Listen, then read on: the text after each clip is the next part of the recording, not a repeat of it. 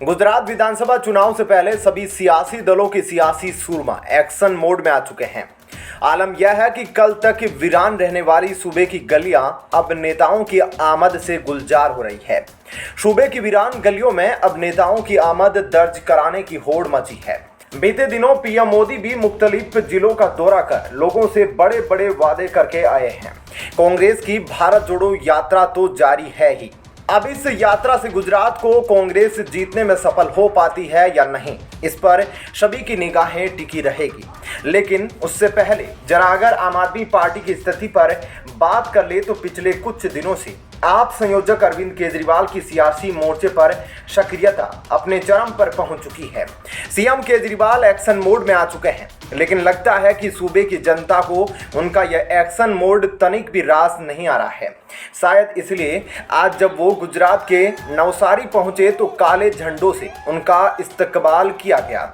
इतना ही नहीं, बात अगर काले झंडों द्वारा उनके इस्तकबाल तक ही सीमित होती तो आज मुद्दा इतना गंभीर नहीं होता जितना आज बन चुका है।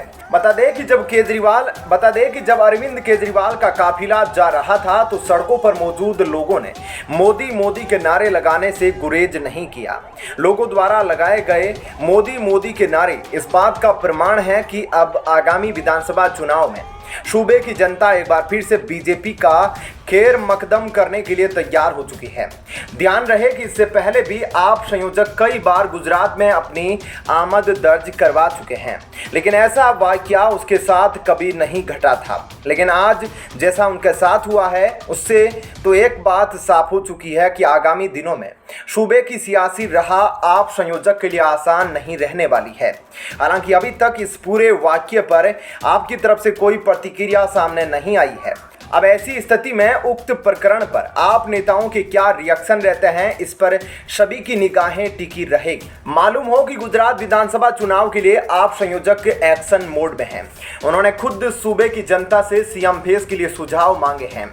उन्होंने कहा कि मैं जनता को आगामी 3 नवंबर तक का समय देता हूं, जब तक मेरे पास लोगों के सुझाव आ जाएंगे।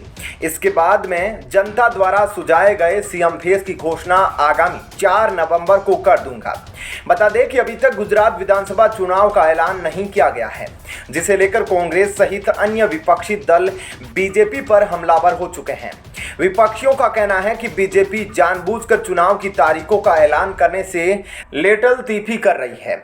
ऐसे में आपका इस खबर पर क्या कहना है, कमेंट सेक्शन में जरूर बताएं। धन्यवाद।